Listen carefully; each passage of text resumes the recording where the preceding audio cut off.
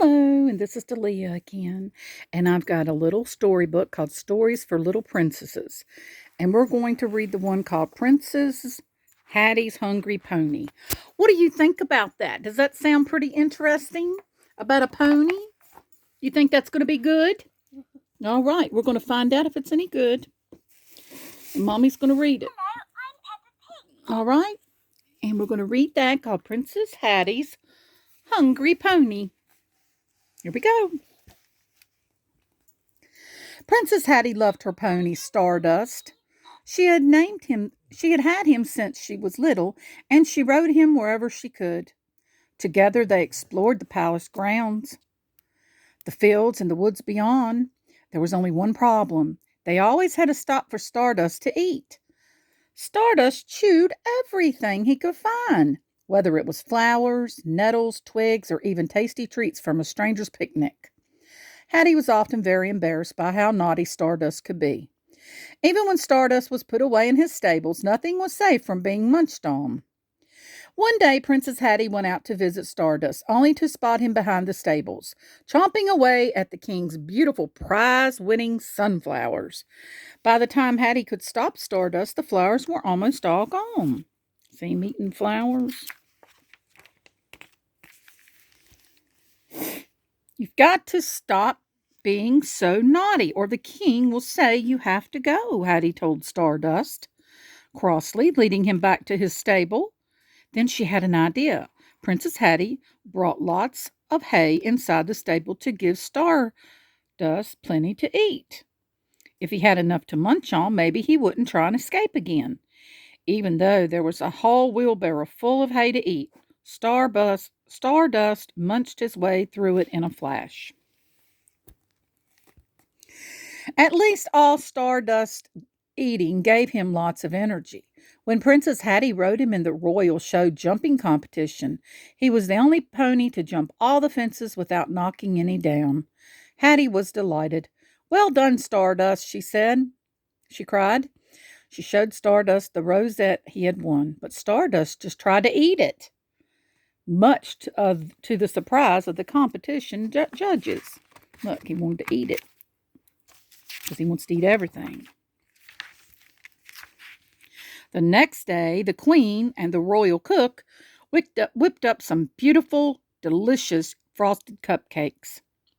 Following the tasty smell, Stardust snuck out of his stable and gobbled a cupcake through the open kitchen window.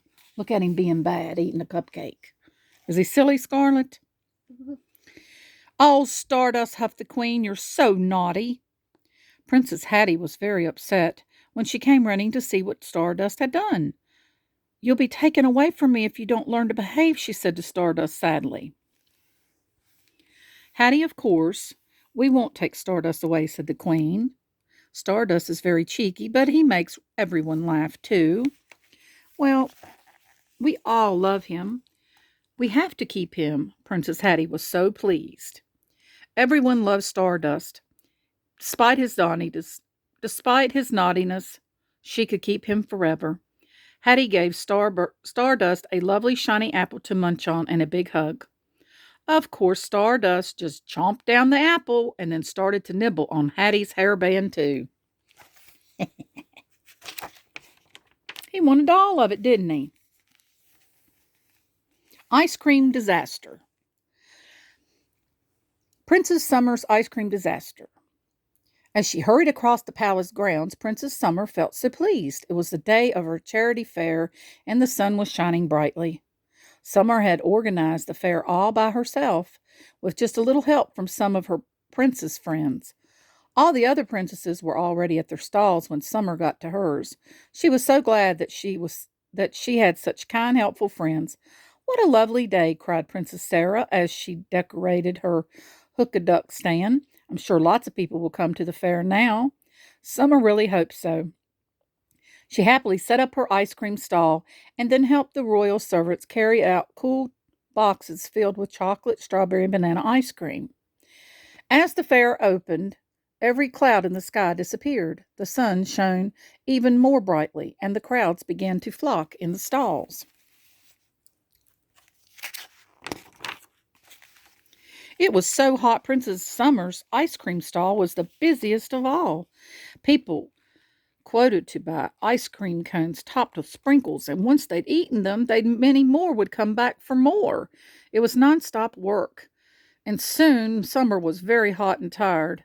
She glanced at her friends who were chatting together by the palace. They had all sold everything on their stalls, but none of them had come to her for help, and nobody had come to help her. When her princess friends walked into the palace without even saying where they were going, Summer wanted to cry. Then she noticed that the parasol over her stall wasn't shading the ice cream properly, and it was starting to melt. Soon a big puddle of ice cream had formed in front of Summer's stand. "Oh no," she cried, as a prince slipped over in the puddle with a huge squelch. Look, a prince fell. Before long, Summer had completely run out of toppings, ice cream cones. "I'm sorry," she told a little boy who wanted an ice cream for 20. He had waited for 20 minutes. "I haven't got anything left." He burst into tears.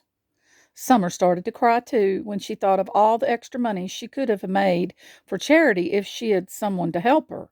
The king rushed over to see what was wrong. "I've run out of ice cream and none of my friends are here to help me," sobbed Princess Summer. "Yes, we are," cried a voice from the palace doors. Summer couldn't believe her eyes. It was Zara and the other princesses rushing towards her with arms full of ice cream tubs. "The royal servants are bringing a big parasol to give us more shade," said Princess Alice cheerfully. "Now we can sell much more ice cream and raise lots of money for charity."